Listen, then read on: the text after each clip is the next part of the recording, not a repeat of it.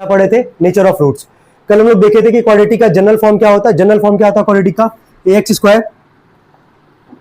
Square plus B X plus C is equal to 0। ये general form है। Shridharacharya formula quadratic formula क्या होता है? x बराबर क्या होता है? Minus B plus minus under root B square minus 4ac upon में क्या 2a। ये दोनों भूलोगे ही नहीं इस पूरे चैप्टर में, दोनों इंपॉर्टेंट है। ये बेसिक था। नेचर ऑफ रूट के लिए तुमको निकालना होगा डिस्क्रिमिनेंट। क्या निकालना होता है? डिस्क्रिमिनेंट। b का फॉर्मूला क्या होता है? बी स्क्वायर माइनस क्या 4ac। इसके बाद तीन सब केसेस होते हैं इसमें। अगर मान लो बी स्क्वायर माइनस 4ac का वैल्यू 0 से बड़ा आया तो रूट कैसा होगा? रियल एंड क्या? अनइक्वल। अगर बी स्क्वायर माइनस 4ac का वैल्यू 0 के इक्वल आया तो रियल एंड क्या होगा? इक्वल।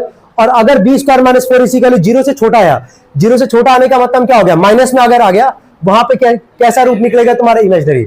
अब यहाँ पे पहला केस लेते हैं, पहला क्वेश्चन लेते हैं। देखो पहले सवाल में जो लिखा गया है 7x square minus 9x plus 2, 7x square minus 9x plus 2 is equal to 0।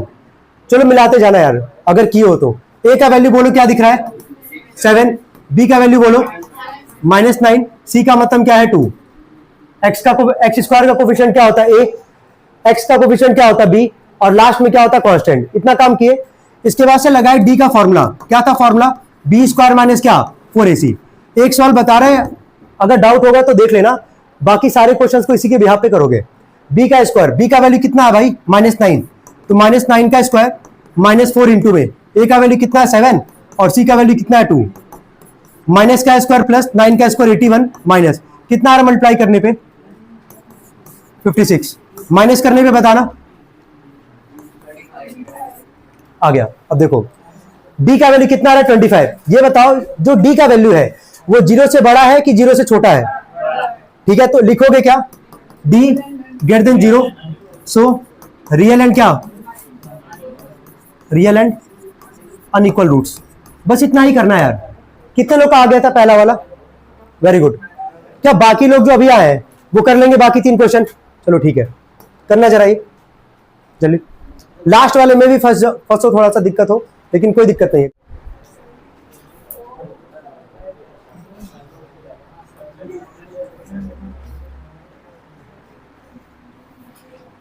चलो अब एक एक करके सारे क्वेश्चन को देखते हैं हम लोग। सेकंड वाले पे आते हैं। ये देखो किताब का एक्सरसाइज का क्वेश्चन है ये, ठीक है। ये किताब के ही एक्सरसाइज का क्वेश्चन है जो तुम यहाँ पे भी लिखे यहाँ पे बोर्ड पे हम। तो नेचर ऑफ द रूट बताने के लिए क्या करना है, आई होप ये क्लियर हो गया होगा। चलो सेकंड वाले में यही सॉल्व कर लेते हैं। a का वैल्यू कितना है हमारे पास? 6। b का वैल्यू कितना है? -13। c का वैल्यू कितना है? 4। d का formula b square minus 4ac। b का स्क्वायर माइनस 13 का स्क्वायर माइनस 4 इंटू में a का वैल्यू कितना है? 6। c का वैल्यू कितना है? 4। अब तुम यहीं पे देखो, अगर स्क्वायर याद है तो तुरंत होगा ना भाई ये, इसीलिए बोल रहे कि याद कर लो। माइनस का स्क्वायर प्लस हो जाएगा 169, माइनस में कितना आएगा? ये कितना आ रहा माइनस करने पे? 73। यहां भी d का वैल्यू कितना है? 0 से बड़ा है, तो यहां पे लिखोगे d greater than 0। So real and unequal roots. कितने लोग का है ये? ठीक है, जिसका नहीं है नोट करना चाहे तो नोट कर लिए। और बता भी दे रहे कौन सा एक्सरसाइज का क्वेश्चन ये है जो अभी डिस्कस अभी हम कर रहे हैं।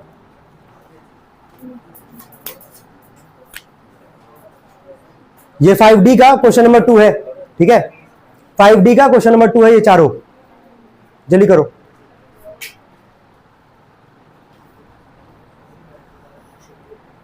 हो गया? इसको नोट नहीं करना, ये हो गया सबका। ये थर्ड वाले पे आते हैं। थर्ड वाले में a का वैल्यू कितना था? 25। b का वैल्यू कितना था? -10। c का वैल्यू कितना था? 1। उठवा यहां पे आओ, दे देना इसको भाई, दे देना उसको यहां।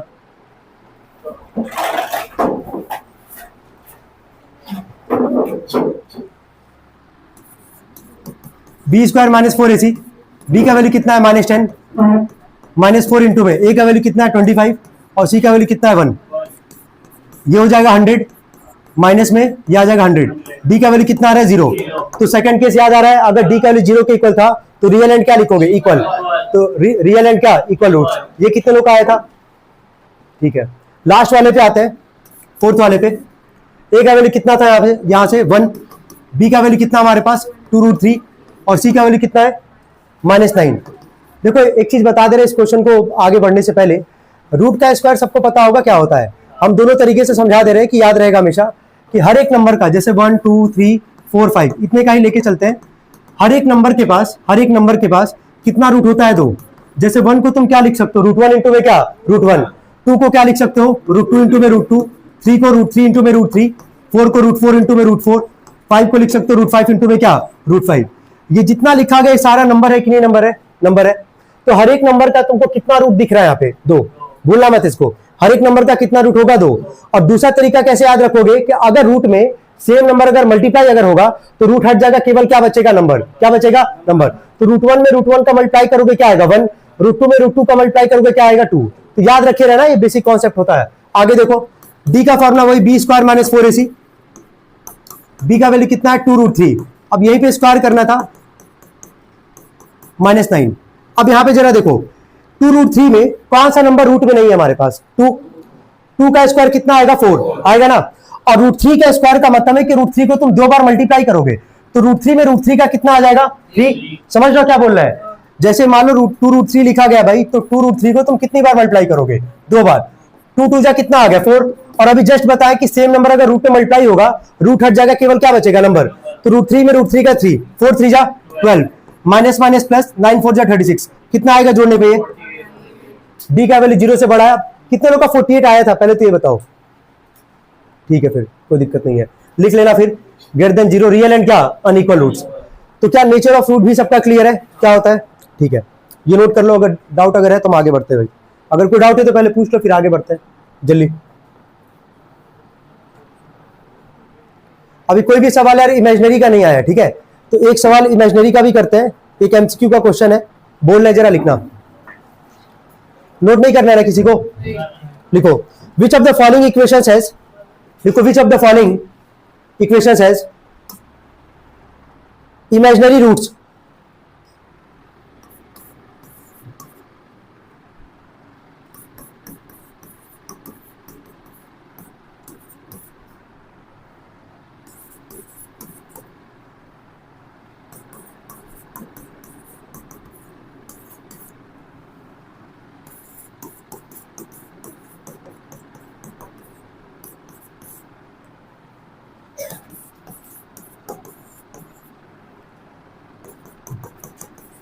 चार दिया गया, इसमें 4 ऑप्शन कह लो इसको, ठीक है? एमसीक्यू का क्वेश्चन है क्योंकि ये।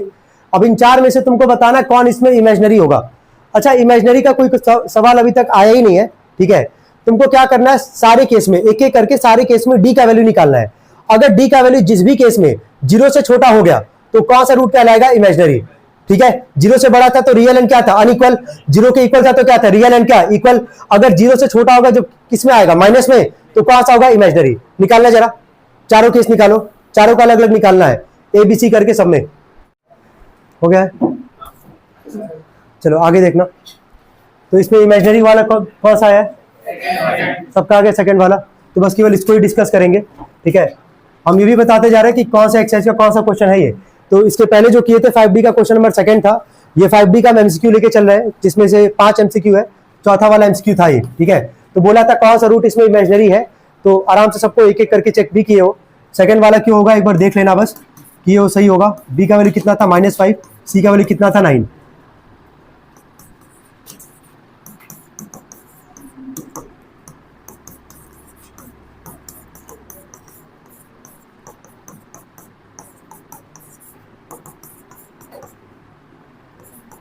कितना आ रहा? माइनस, ठीक है?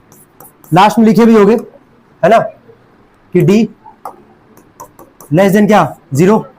सो रियल एंड क्या, सॉरी इमेजिनरी रूट्स लिख दोगे लास्ट में, इमेजिनरी रूट्स। ये क्लियर है सबका? चलो ठीक है, ऐसे ही करके जितना भी क्वेश्चन होगा, अगर ऐसे कि रियल एंड डिस्टिंक्ट का बात करेगा, मतलब रियल एंड अनइक्वल का बात करेगा, रियल एंड इक्वल का बात करेगा, निकाल लोगे तुरंत, ठीक है? लिखो नेक्स्ट क्वेश्चन लिखना, 2 क्वेश्चन बोल रहे हैं, लिखो इक्वेशन, लिखो इक्वेशन 2x², लिखो equation 2x² - 3x + 1 = 0। 2x² - 3x + 1 = 0 has के बाद क्वेश्चन मार्क कर दो, चार ऑप्शन सबको पता होगा कौन कौन सा हो सकता है, तीन ऑप्शन सॉरी, रियल एंड क्या अनइक्वल, रियल एंड इक्वल, और लास्ट में क्या इमेजिनरी। निकालना जरा, देखो कौन सा है।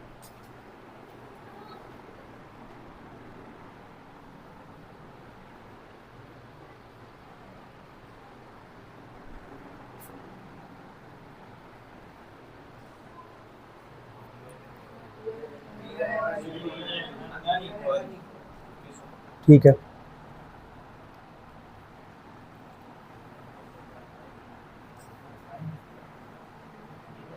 डी का वैल्यू 0 से बड़ा आ रहा होगा। ठीक है, लिख के निकाल लेना सही से। तो हर सवाल में जैसे बता रहे वही पैटर्न फॉलो करोगे, भले टाइम लगे कोई दिक्कत नहीं है।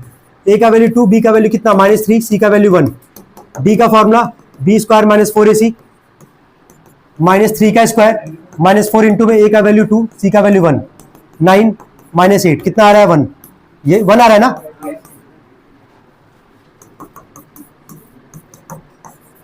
रियल एंड क्या अनइक्वल। अब देखो एक चीज यहां समझा रहे हैं, ऑप्शन में अनइक्वल नहीं दिया गया है, ठीक है, ऑप्शन में अनइक्वल नहीं दिया गया है, ऑप्शन में दिया गया रियल एंड डिस्टिंक्ट, लेकिन तुम्हारी किताब में यही रहता है, सीबीएसई में रियल एंड डिस्टिंक्ट रहता है, ठीक है, लेकिन तुम्हारी किताब में दिया गया था real and equal, real and क्या अनइक्वल, ठीक है, आईसीएसई के हिसाब से। लेकिन ऑप्शन में रियल तो दिया गया है, अनइक्वल की जगह क्या है डिस्टिंक्ट। अनइक्वल का मतलब क्या है कि डिफरेंट होगा, और डिस्टिंक्ट का मतलब भी क्या होगा डिफरेंट होगा। तो कौन सा ऑप्शन पे जाओगे, पहले वाले पे जाओगे, रियल एंड क्या डिस्टिंक्ट। मतलब अनइक्वल की जगह अगर डिस्टिंक्ट भी लिखा होगा तो भी वही मतलब होगा, ठीक है, याद रखे रहना इसको कि अनइक्वल की जगह एक और वर्ड क्या लगा सकता है वो डिस्टिंक्ट। तो आई होप सबका ये भी क्लियर होगा, सही है सबका। नेक्स्ट क्वेश्चन लिखो।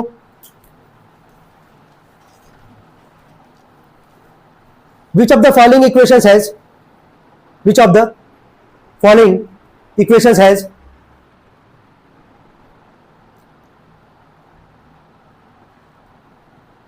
रियल एंड डिस्टिंक्ट, DISTINCT, मतलब क्या unequal, real and distinct roots. पहला लिखना, इसमें चारों निकालना है एक एक करके। पहला लिखो x² - 5x + 6 = 0। Second x² - 3x + 6 = 0।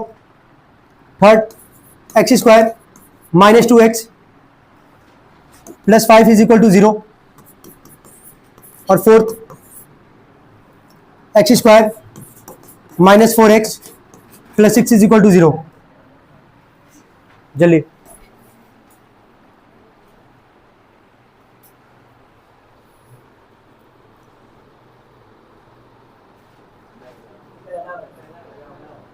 ठीक है, बाकी लोग भी करें।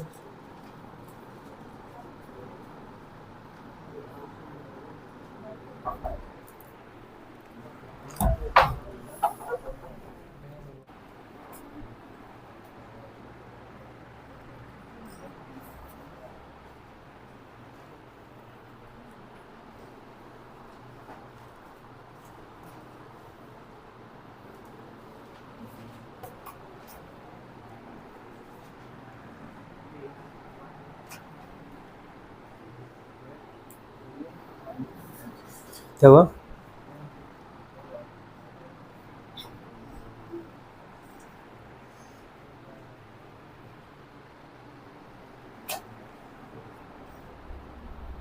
पहला वाला है क्या इसमें? पहला ऑप्शन है, और दूसरा माइनस में आ रहा है ना, तो इमेजिनरी होगा वो।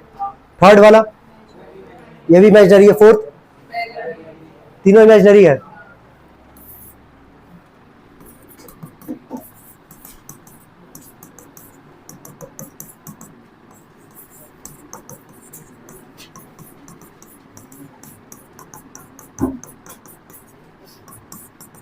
हाँ यही होगा। डी का वैल्यू कितना आएगा 1। सेकंड वाले का, पहले वाले का बात कर रहे हैं, डी का वैल्यू कितना आएगा 1। डी का वैल्यू 0 से बड़ा है तो रियल एंड क्या डिस्टिंक्ट, यही है ना सबका पहला, ठीक है। अब इस क्वेश्चन के लिए हम टाइम लेंगे 3 से 4 मिनट का, थोड़ा सोचना पड़ेगा ये। इसका लास्ट एमसीक्यू, 2 और एमसीक्यू बचा हुआ है, तो हम तीसरा एमसीक्यू जा रहे बोलने के लिए, ठीक है। लिखो, हो गया ये सबका। थर्ड एमसीक्यू लिखो, इसके लिए हम टाइम लेंगे। लिखो इफ द रूट्स, लिखो इफ द रूट्स ऑफ देखो if the roots of x square minus p x plus 4 is equal to 0 are equal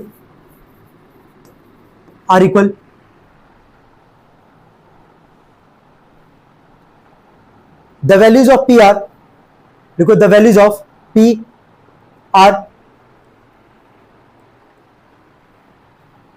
निकालना जरा, ऑप्शन नहीं दे रहे हैं, 4 ऑप्शन है, तुमको पी का वैल्यू निकालना है इस केस में, जरा निकालना एक बार सभी लोग, टाइम दे रहे हैं थोड़ा सा।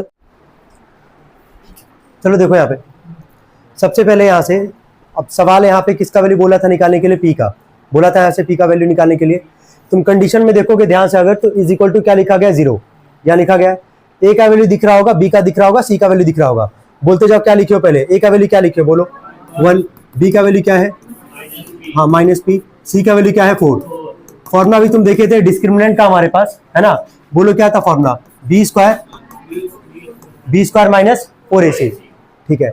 यहाँ अगर तुम ध्यान से अगर ऑब्जर्व करना, यहाँ पे क्या लिखा गया है, इक्वल, क्या लिखा गया इक्वल, रियल वर्ड का इस्तेमाल किया है सवाल में, पढ़ना नहीं, ये इक्वल वर्ड तुमको इंडिकेट कर रहा है या तो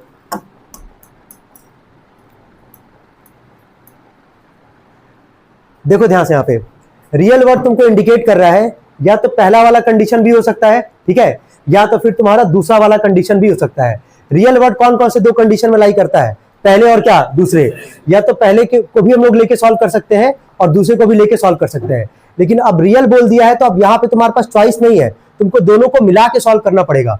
कैसे मिला के सॉल्व करते हैं वो तुमको समझना है, यहाँ पे समझ लो, इतना सोचना पड़ेगा। अब यहाँ पे बस केवल किसका इस्तेमाल किया था, रियल, क्या बोला था रियल, तो रियल पहले वाले कंडीशन में भी है और रियल सेकंड वाले कंडीशन में भी है। तो पहले वाले में जो रियल वाला कंडीशन है वहां के बी स्क्वायर माइनस 4ac का वैल्यू जो है वो 0 से क्या होगा, बड़ा, और सेकंड वाले में जो रियल वाला वर्ड आ रहा है हमारे पास, वहां बी स्क्वायर माइनस 4ac किसके इक्वल है, 0 के, किसके इक्वल है, 0 के। तो अब तुम बताओ दोनों को अगर मिला के भी सॉल्व अगर करोगे तो पहला वाला लेके चलोगे कि दूसरा वाला लेके चलोगे, दूसरा वाला लेके चलोगे, क्यों दूसरा वाला लेके चलोगे, चलो ठीक है, b की जगह हम क्या रख सकते हैं यहाँ पे 0, देखते जाना, ठीक है। b का स्क्वायर, b का वैल्यू बोलो क्या है, माइनस पी का स्क्वायर माइनस 4 इंटू में a का वैल्यू क्या है 1, c का वैल्यू क्या है 4, 0 इज इक्वल टू माइनस का स्क्वायर प्लस पी स्क्वायर, 4 4 जा 16, माइनस 16 इधर के क्या होगा plus p square is equal to आ जाएगा यहाँ से 16।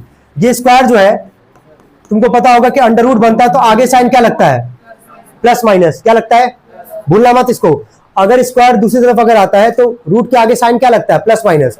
तुमसे हम पूछे 2 का स्क्वायर क्या आएगा 4, और बोले -2 का स्क्वायर क्या आएगा, तो भी क्या बोलोगे 4, तो दिख रहा होगा शायद, अब यहां से समझ ही गए होगे 16 किसका स्क्वायर होता है 4 का, तो आंसर क्या आएगा +-4, +4 भी और क्या -4 भी, नोट करेंगे इसको। एक और ऐसा क्वेश्चन दे रहा है जहां थोड़ा सा सोचना होगा, और क्या कर रहे थे सब, क्लियर है नहीं अब,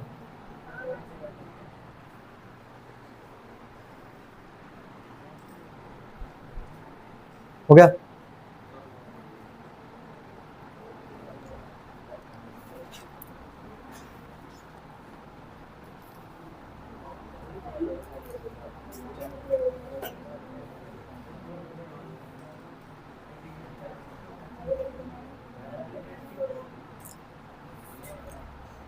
एक लास्ट एमसीक्यू है, ये भी हम लोग सॉल्व करेंगे।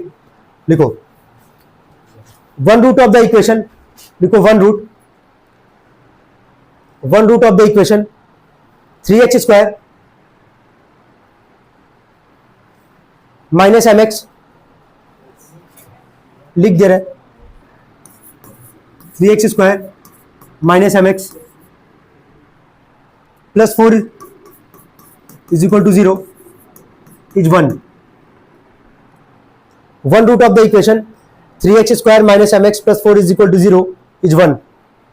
आगे find the value of m, find the value of m, हो गया। यहां पर बस हिंट दे रहे हैं, कोई भी क्वाड्रेटिक सॉल्व करते हो, कोई भी क्वाड्रेटिक सॉल्व करोगे कितना वैल्यू निकल के आएगा, 2 ही आएगा ना, वैल्यू कितना निकल के आएगा 2, ठीक है।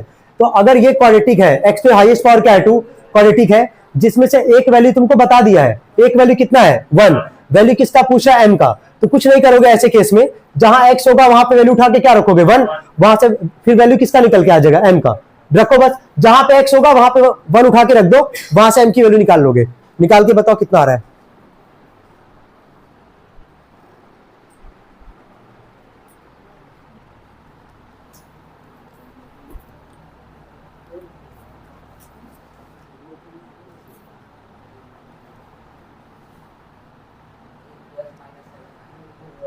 कितना m का वैल्यू, कैसे भाई, बाकी लोग भी निकालना जरा, एक वैल्यू आएगा ना भाई, जब दो वैल्यू होगा, एक वैल्यू ऑलरेडी तुमको दे रखा है यहां से, तो एक ही वैल्यू तो और निकल के आएगा। हम बस क्या बोले कि अगर एक रूट दिया गया है तो x की जगह जहां x दिख रहा है वहां 1 रखो यार, 1 का स्क्वायर करोगे m इंटू में 1 प्लस 4 इज इक्वल टू क्या 0, 1 का स्क्वायर 1, 3 1 जा कितना आएगा 3, minus 5 minus m plus 4 is equal to 0, 4 plus 3 कितना आएगा 7, तो 7 minus m is equal to 0, minus m को उधर भेज दो क्या आ जाएगा प्लस m, m का वैल्यू कितना निकल के आ गया 7, तो प्लस माइनस 7 कैसे आ रहा है, ठीक है, कितने लोग का आया था वैसे, ठीक है।